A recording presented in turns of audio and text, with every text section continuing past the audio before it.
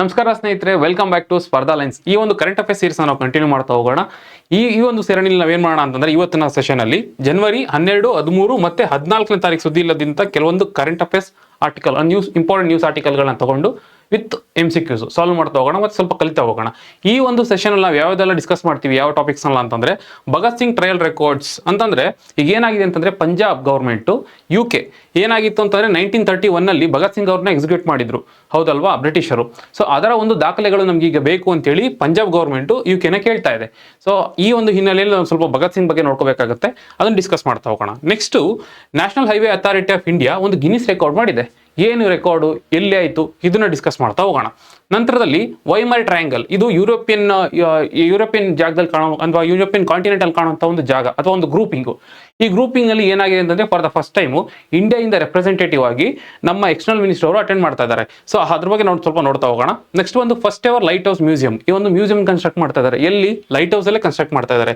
ಅದನ್ನ ನೋಡ್ತಾ ಹೋಗೋಣ, ಎಲ್ಲಿ ಕನ್ಸ್ಟ್ರಕ್ಟ್ ಮಾಡ್ತಾ ಇರೋದು ಮತ್ತೆ ಅದರ ಒಂದು ಫೀಚರ್ಸ್ ಏನು, ಯಾರು ಕನ್ಸ್ಟ್ರಕ್ಟ್ ಮಾಡ್ತಾ ಇರೋದು, ಇದನ್ನೆಲ್ಲ ನೋಡ್ತಾ ಹೋಗೋಣ. ಪ್ರಬುದ್ಧ ಪ್ರೀ ಎಕ್ಸಾಮಿನೇಷನ್ ಟ್ರೈನಿಂಗ್ ಅಕಾಡೆಮಿ, ಪ್ರಬುದ್ಧ ಪ್ರೀ ಎಕ್ಸಾಮಿನೇಷನ್ ಅಂತಂದ್ರೆ ಈಗ ಏನು ಒಂದು ಕಾಂಪಿಟೇಟಿವ್ ಎಕ್ಸಾಮ್ಸ್ ನಡೆಯುತ್ತಲ್ಲ, ಸೊ ಅದಕ್ಕೆ ಪ್ರಿಪ್ರೇಷನ್ ಮಾಡೋ ರೀತಿಯಲ್ಲೇನೆ ಒಂದು ಅಕಾಡೆಮಿನ ಎಸ್ಟಾಬ್ಲಿಷ್ ಮಾಡ್ತಾ ಇದೆ ಸರ್ಕಾರ. ಎಲ್ಲಿ? ಅದನ್ನ ನೋಡ್ತಾ ಹೋಗೋಣ.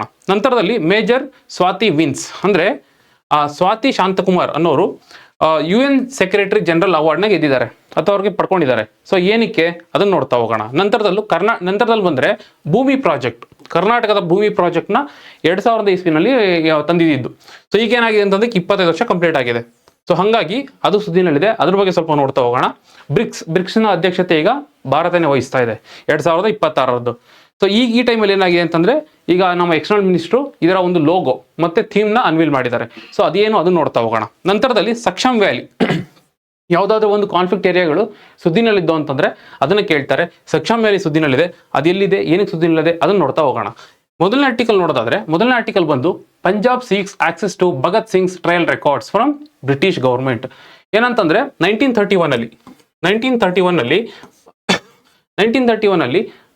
ಬ್ರಿಟಿಷ್ ಅವರು ಭಗತ್ ಸಿಂಗ್ ಅವ್ರ ಜೊತೆನಲ್ಲಿ ರಾಜ್ಗುರು ಮತ್ತೆ ಸುಖದೇವ್ರನ್ನ ಎಕ್ಸಿಕ್ಯೂಟ್ ಮಾಡಿರ್ತಾರೆ. ಏನಕ್ಕೆ ಅಂತಂದ್ರೆ, ಅವರು ಲಾಹೋರ್ ಕಾನ್ಸ್ಪಿರಸಿ ಕೇಸಲ್ಲಿ ಅವ್ರನ್ನ ಎಕ್ಸಿಕ್ಯೂಟ್ ಮಾಡಿರುವಂಥದ್ದು. ಲಾಹೋರ್ ಕಾನ್ಸ್ಪಿರಸಿ ಕೇಸ್ ನೆನ್ಪಿಟ್ಕೋಬೇಕಾಗುತ್ತೆ. ಏನಂತಂದ್ರೆ, ಲೆಜಿಸ್ಲೇಟಿವ್ ಅಸೆಂಬ್ಲಿ ನಡೆಯೋ ಟೈಮಲ್ಲಿ ಇವರಲ್ಲಿ ಬಾಂಬ್ ಹಾಕಿರ್ತಾರೆ, ಬ್ರಿಟಿಷರ್ ನಡೆಸೋ ಟೈಮಲ್ಲಿ ಅಲ್ಲಿ ಬಾಂಬ್ ಹಾಕಿರ್ತಾರೆ. ಸೊ ಆ ಒಂದು ಕಾರಣ ಇಟ್ಕೊಂಡು 1931 ನಲ್ಲಿ ಅವ್ರನ್ನ ಎಕ್ಸಿಕ್ಯೂಟ್ ಮಾಡಿರ್ತಾರೆ. ಸೊ ಇದರ ಒಂದು ಡೀಟೇಲ್ಸ್ ಈಗ ಕೇಳ್ತಾ ಇದೆ ಪಂಜಾಬ್ ಸರ್ಕಾರ. ಮತ್ತೆ ಈ ಒಂದು ಹಿನ್ನೆಲೆಯಲ್ಲಿ ನಾವು ಸ್ವಲ್ಪ ಈ ಭಗತ್ ಸಿಂಗ್ ಅವ್ರ ಬಗ್ಗೆ ತಿಳ್ಕೊಳ್ಳೋದು ಇಂಪಾರ್ಟೆಂಟ್ ಆಗುತ್ತೆ. ಭಗತ್ ಸಿಂಗ್ ಅವರು ನಮ್ಗೆ ಆಲ್ರೆಡಿ ಗೊತ್ತಾಗಿದೆ, ಪಂಜಾಬ್ನವರು 1907 ಹುಟ್ಟಿದ್ದಾರೆ. ಮತ್ತೆ ಇವರು ಬರೆದಂತ ಕೃತಿಗಳು ಈ ಥರದ್ದು ಏನಿದೆ ಎಕ್ಸಾಮ್ ದೃಷ್ಟಿಯಲ್ಲಿ ಇಂಪಾರ್ಟೆಂಟ್ ಆಗುತ್ತೆ. ಇವರು ಒಂದು ಜರ್ನಲ್ ನಡೆಸ್ತಿರ್ತಾರೆ, ಅದ್ರ ಹೆಸರು ಒಂದು ಕೀರ್ತಿ ನೆನ್ಪಿಟ್ಕೋಬೇಕಾಗುತ್ತೆ. ಕೀರ್ತಿ ಅನ್ನೋ ಒಂದು ಜನರಲ್ ನಡೆಸ್ತಾ ಇರ್ತಾರೆ. ಮತ್ತೆ ಒಂದು ಬುಕ್ ಕೂಡ ಬರ್ದಿರ್ತಾರೆ, ವೈ ಆಮ್ ಏಥಿಸ್ಟ್ ಅಂತ ಹೇಳ್ಬಿಟ್ಟು ನೆನ್ಪಿಟ್ಕೋಬೇಕಾಗುತ್ತೆ. ವೈ ಐ ಆಮ್ ಏಥಿಸ್ಟ್, ಈ ಬುಕ್ನ ಕೂಡ ಇವ್ರು ಬರ್ದಿರ್ತಾರೆ.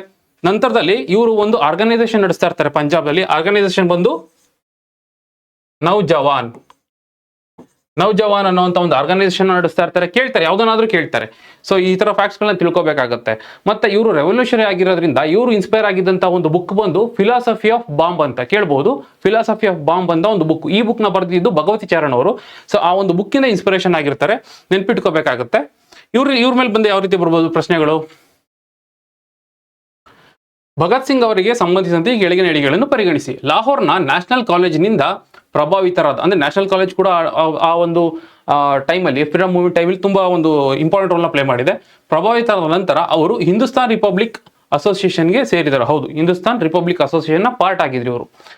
ನೆಕ್ಸ್ಟ್ ಒಂದು ಭಗತ್ ಸಿಂಗ್ ಅವರು ವೈ ಐ ಆಮ್ ಎನ್ ಏಥಿಸ್ಟ್ ಅನ್ನುವ ಅಥವಾ ನಾನೇಕೆ ಆಸ್ತಿಕ ಎಂಬ ಕೃತಿಯನ್ನು ಬರೆದರು. ಹೌದು, ಹಾಗಾಗಿ 2 ಸ್ಟೇಟ್ಮೆಂಟ್ಗಳು ಸರಿಯಾಗಿದೆ.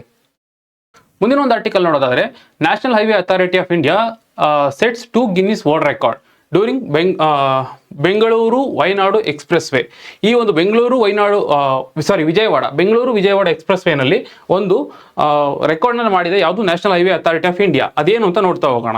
ಏನಂತಂದ್ರೆ 2 ರೆಕಾರ್ಡ್. ಒಂದು ಲಾಂಗೆಸ್ಟ್ ಲೇನ್ ಕಿಲೋಮೀಟರ್, ಅಂದ್ರೆ ಸುಮಾರು 29 ಕಿಲೋಮೀಟರ್ ಅಷ್ಟು, ಅಂದ್ರೆ within 24 hours 29 kilometre lane kilometre ಅಂತ ಹೇಳ್ತೀವಿ. ಲೇನ್ ಕಿಲೋಮೀಟರ್ ಅಂತಂದ್ರೆ ಈಗ ಫಾರ್ ಎಕ್ಸಾಂಪಲ್ 4 ಲೇನ್ ಇರುತ್ತೆ ಅಂತ ಅನ್ಕೊಳ್ಳೋಣ. 4 ಲೇನ್ ಒಟ್ಟು ಸೇರಿ ಎಷ್ಟಾಗುತ್ತೆ? 29 ಕಿಲೋಮೀಟರ್.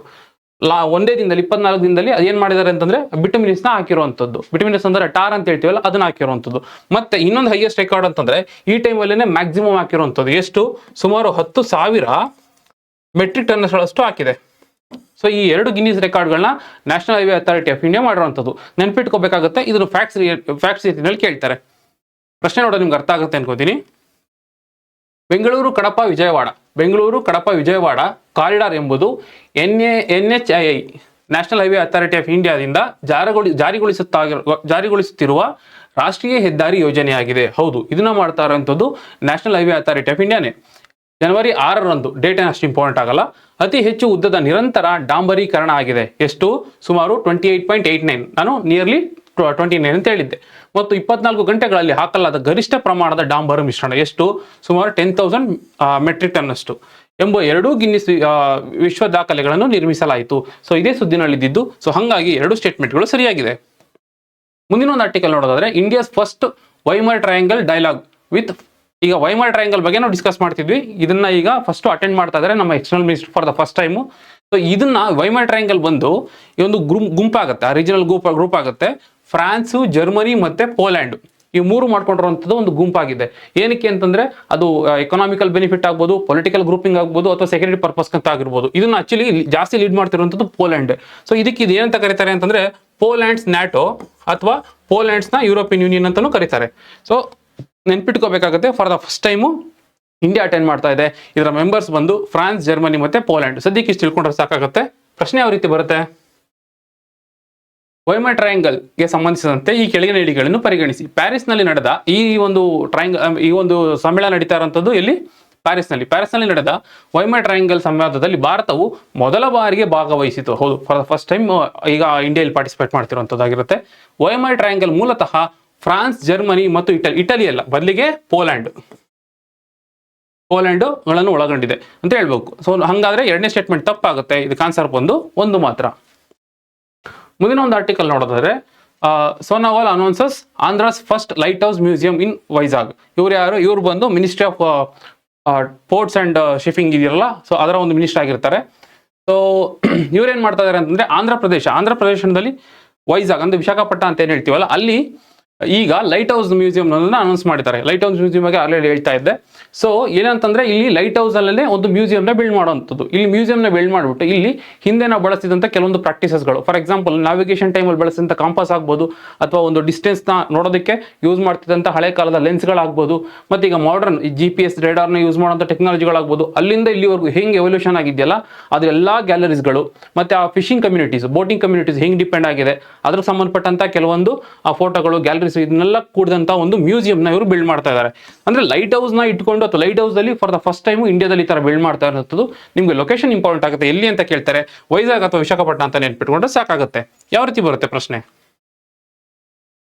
ಭಾರತದಲ್ಲಿ ಮೊದಲ ಲೈಟ್ ಹೌಸ್ ಮ್ಯೂಸಿಯಂಗೆ ಸಂಬಂಧಿಸಿದಂತೆ ಈ ಕೆಳಗಿನ ಹೇಳಿಕೆಗಳನ್ನು ಪರಿಗಣಿಸಿ. ಈ ಮ್ಯೂಸಿಯಂ ಹಳೆಯ ಕಾಲದ ಮಸೂರಗಳು ಮತ್ತು ಆಧುನಿಕ ಸಂಚರಣೆ, ಅಂದ್ರೆ ಮೊದಲಿಂದನೂ ಈಗ ಏನು ಎವಾಲ್ವ್ ಆಗಿದೀವಲ್ಲ ಅಲ್ಲಿವರೆಗೂ ಸಂಚರಣೆ ಅಥವಾ ನ್ಯಾವಿಗೇಷನ್ ತಂತ್ರಜ್ಞಾನಗಳು ಸೇರಿದಂತೆ ಕಡಲ ಪರಂಪರೆಯನ್ನು ಪ್ರದರ್ಶಿಸುತ್ತದೆ. ಹೌದು, ನಮ್ದೇನು ಆ ಮೆರಿಟ್ ಟೈಮ್ ಹೆರಿಟೇಜ್ ಏನಿದೆಯಲ್ಲ, ಹೇಗೆ ಅದನ್ನು ನಾವು ಕಾಪಾಡ್ಕೊಂಡು ಬಂದಿದ್ದೀವಿ ಅಥವಾ ಎವಾಲ್ವ್ ಆಗಿ ಬಂದಿದ್ದೀವಿ, ಸೊ ಅದನ್ನೆಲ್ಲ ಇಲ್ಲಿ ನಾವು ಶೋಕೇಸ್ ಮಾಡ್ಬೋದು. ಇದನ್ನು ಉಡುಪಿಯಲ್ಲಿ ಸ್ಥಾಪಿಸಲಾಗಿತ್ತು. ಉಡುಪಿ ಅಲ್ಲ, ಬದಲಿಗೆ ವಿಶಾಖಪಟ್ಟಣಂ. ಸೊ ಹಾಗಾಗಿ 2ನೇ ಸ್ಟೇಟ್ಮೆಂಟ್ ತಪ್ಪಾಗುತ್ತೆ. ಆನ್ಸರ್ ಬಂದು 1 ಮಾತ್ರ. ಮುಂದಿನ ಒಂದು ಆರ್ಟಿಕಲ್ ನೋಡಿದ್ರೆ, Prabuddha academy launched in Kalaburagi to provide quality competitive exam coaching in Kalyana Karnataka. So ಏನಾಗುತ್ತೆ ಅಂತಂದ್ರೆ, ಈಗ ನಾವು ನೋಡ್ಬೋದು, ನಾವೇ ಕಾಂಪಿಟೇಟಿವ್ ಎಕ್ಸಾಮ್ಸ್ ಅಂತ ಬಂದಾಗ, for example IAS, IPS, IRS ಇಂಥದ್ದು ಕೋಚಿಂಗ್ ಅಂತ ಬಂದಾಗ ಜಾಸ್ತಿ ಈ ಧಾರವಾಡ, ಬೆಂಗಳೂರುಗಳಿಗೆ ಮೈಗ್ರೇಟ್ ಆಗುವಂಥ ಜಾಸ್ತಿ ಇರುತ್ತೆ. ಮತ್ತೆ ಆ ಲಿವಿಂಗ್ ಕಾಸ್ಟ್ಗಳು ಅದನ್ನೆಲ್ಲ ಬರ್ಸೋಕ್ಕಾಗಲ್ಲ. ಸೊ ಅದಕ್ಕೆ ಏನು ಮಾಡ್ತದೆ ಅಂತಂದ್ರೆ, ಪ್ರಬುದ್ಧ ಅಕಾಡೆಮಿ ಅಂತೇಳಿ ಕರ್ನಾಟಕ ಸರ್ಕಾರನೇ ಒಂದು ಅಕಾಡೆಮಿನ ಎಸ್ಟಾಬ್ಲಿಷ್ ಮಾಡ್ತಾ ಇದೆ. ಎಷ್ಟು? ಸುಮಾರು ಒಂದು 30 ಕೋಟಿ ಖರ್ಚು ಮಾಡಿ ಇದನ್ನ ಈ ಕಲಬುರಗಿನಲ್ಲಿ ಎಸ್ಟಾಬ್ಲಿಷ್ ಮಾಡಬೇಕು ಅಂತೇಳಿ ಡಿಸೈಡ್ ಮಾಡಿದ್ದಾರೆ. ಏನಂತಂದ್ರೆ, ಇಲ್ಲಿ ಪ್ರತಿ ವರ್ಷನೂ ಸುಮಾರು ಒಂದು 500 ಸ್ಟೂಡೆಂಟ್ಸ್, ಒಂದು 500 ಸ್ಟೂಡೆಂಟ್ಸ್ಗಳನ್ನ ಸೆಲೆಕ್ಟ್ ಮಾಡಿಕೊಂಡು ಅವ್ರಿಗೆ ಒಂದು ಎಂಟ್ರೆನ್ಸ್ ಎಕ್ಸಾಮ್ಸ್ ಕಂಡಕ್ಟ್ ಮಾಡ್ತಾರೆ. ಯಾವ್ದ್ರ ಮೂಲಕ ಕಂಡಕ್ಟ್ ಮಾಡ್ತಾರೆ? KA ಮೂಲಕ ಕಂಡಕ್ಟ್ ಮಾಡ್ತಾರೆ. KA ಮೂಲಕ ಕಂಡಕ್ಟ್ ಮಾಡಿಬಿಟ್ಟು ಯಾರಿಗೆ ಒಂದು ಒಳ್ಳೆ ಮಾರ್ಕ್ಸ್ ಬಂದಿರುತ್ತಲ್ಲ ಅವ್ರನ್ನ ತಗೊಂಡು ಅಲ್ಲಿ ಟ್ರೈನ್ ಮಾಡುವಂಥದ್ದು. ಇಲ್ಲಿ ಸ್ವತಃ ಆಫೀಸರ್ಗಳಾಗಿರುವಂಥವ್ರು ಅಥವಾ ಮೆಂಟರ್ಗಳನ್ನ ತರಿಸು ಅಲ್ಲಿ ಗೈಡೆನ್ಸ್ ಕೊಡುವಂಥದ್ದು. ಸೊ ಈ ರೀತಿ ಮಾಡೋದಕ್ಕೆ ಅಂತ ತಂದಿರುವಂಥದ್ದು. ಲೊಕೇಶನ್ ಇಂಪಾರ್ಟೆಂಟ್ ಆಗುತ್ತೆ, ಮತ್ತೆ ಇದರ ಉದ್ದೇಶ ಏನು ಅಂತ ತಿಳ್ಕೊಬೇಕಾಗತ್ತೆ. ಇದಕ್ಕೆ ಸಂಬಂಧಪಟ್ಟಂತ ಪ್ರಶ್ನೆ ನೋಡೋದಾದ್ರೆ, ಪ್ರಬುದ್ಧ ಅಕಾಡೆಮಿಗೆ ಸಂಬಂಧಿಸಿದಂತೆ ಕೆಳಗಿನ ಪರಿಗಣಿಸಿ. KEA ನಡೆಸುವ ಪ್ರವೇಶ ಪರೀಕ್ಷೆಯ ಮೂಲಕ ಅರ್ಹತೆಯ ಆಧಾರದ ಮೇಲೆ 500 ವಿದ್ಯಾರ್ಥಿಗಳನ್ನು ಆಯ್ಕೆ ಮಾಡಲಾಗುವುದು. ಇದಕ್ಕೆ ಸುಮ್ಮನೆ ಹೆಂಗೆ ಎಲ್ಲರನ್ನು ಜಾಯಿನ್ ಮಾಡಿಸ್ಕೊಳ್ಳಲ್ಲ. ಸೊ ಒಂದು ಮಿನಿಮಮ್ ಎಂಟ್ರೆನ್ಸ್ ಟೆಸ್ಟ್ ನ ಪಾಸ್ ಮಾಡಬೇಕಾಗುತ್ತೆ KEA ಕಂಡಕ್ಟ್ ಮಾಡುವಂಥದ್ದು. ಸೊ ಹಾಗಾಗಿ ಇದು ಸರಿಯಾಗಿದೆ. ಇದು ಕಲ್ಯಾಣ ಕರ್ನಾಟಕದಲ್ಲಿ IAS IPS ಮತ್ತು KS ಪರೀಕ್ಷೆಗಳಿಗೆ ತರಬೇತಿ ನೀಡಲಾಗುತ್ತದೆ. ಸೊ ಇದೇ ಅದರ ಉದ್ದೇಶ ಆಗಿರುತ್ತೆ. ನೀವು ಸಿಂಪಲ್ ಪ್ರಶ್ನೆ ಕೇಳ್ಬೋದು, ಪ್ರಬುದ್ಧ ಅಕಾಡೆಮಿ ಎಲ್ಲಿ ಎಸ್ಟಾಬ್ಲಿಷ್ ಆಗಿದೆ ಮತ್ತೆ ಅದರ ಉದ್ದೇಶ ಮರಿಬಾರದು. ಸೊ ಇದಕ್ಕೆ ಆನ್ಸರ್ ಬಂದು 2 ಸರಿಯಾಗಿದೆ, ಉತ್ತರ ಬಂದು 1 ಮತ್ತು 2 ಆಗಿದೆ. ಮುಂದಿನ ಒಂದು ಆರ್ಟಿಕಲ್ ಹೋಗೋದಾದ್ರೆ, UN army officer from Bengaluru wins UN secretary general's award. UN secretary general ಒಂದು ಅವಾರ್ಡ್ ಬರುತ್ತೆ. ಸೊ ಯಾರು ಈಗ ನಮ್ಮ UN ಸೆಕ್ರೆಟರಿ ಜನರಲ್ ಇರುವಂತರು ಆಂಟೋನಿಯೋ ಗುಟೆರಸ್ ಅಲ್ವಾ, ಸೊ ಅವ್ರ ಕಡೆಯಿಂದ ಒಂದು ಅವಾರ್ಡ್ ಬರುತ್ತೆ 2025 ಆ ಅವಾರ್ಡ್ ಬೆಂಗಳೂರಿನ ಒಬ್ರು ಆಫೀಸರ್ಸ್ ಬಂದಿರುವಂತದ್ದು. ಇವ್ರ ಹೆಸರು ಬಂದು ಸ್ವಾತಿ ಶಾಂತಕುಮಾರ್ ಅಂತೇಳಿ ನೆನ್ಪಿಟ್ಕೋಬೇಕಾಗತ್ತೆ.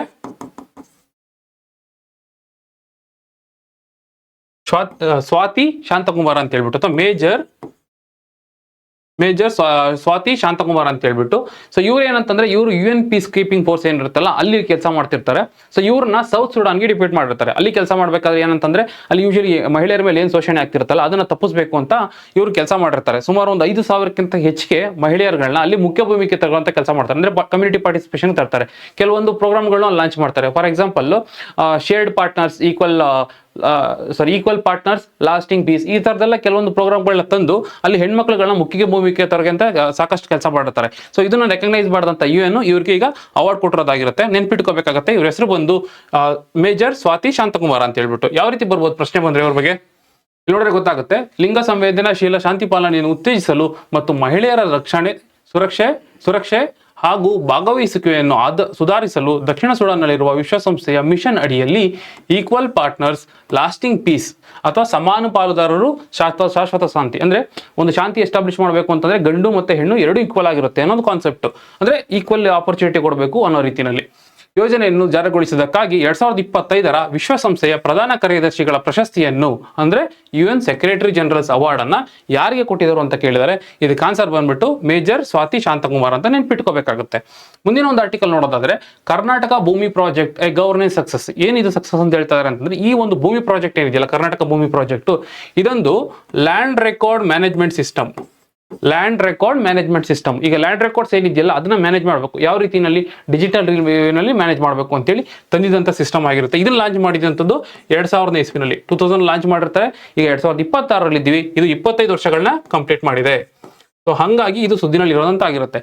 Land records management system. So ಈ ಒಂದು ಲ್ಯಾಂಡ್ ರೆಕಾರ್ಡ್ಸ್ ನ ಅಥೆಂಟಿಕೇಟ್ ಆಗಿ ಅದನ್ನ ಮ್ಯಾನೇಜ್ ಮಾಡಬೇಕು ಅಂತಂದ್ರೆ ಬೇರೆ ದಾಖಲೆಗಳನ್ನು ಇದಕ್ಕೆ ಇಂಟಿಗ್ರೇಟ್ ಮಾಡಬೇಕಾಗುತ್ತೆ. ಫಾರ್ ಎಕ್ಸಾಂಪಲ್ ಈಗ ಈ ಖಾತಾಗಳು ಈಗ ಅಪ್ಡೇಟ್ ಆಗಿರುವಂತದಲ್ವಾ, ಈ ಖಾತಾಗಳು ಇದನ್ನ ತಂದಿರ್ತಾರೆ. ಮತ್ತೆ ಪ್ರಾಪರ್ಟಿ ರಿಜಿಸ್ಟರ್ ಮಾಡ್ಕೊಳ್ಳೋಕೆ ಲಾಸ್ಟ್ ಟೈಮ್ ಡಿಸ್ಕಸ್ ಮಾಡಿದ್ವಿ, ಯಾವುದು ಕಾವೇರಿ ಪೋರ್ಟಲ್, ಅದನ್ನ ಇಂಟಿಗ್ರೇಟ್ ಮಾಡಿರ್ತಾರೆ.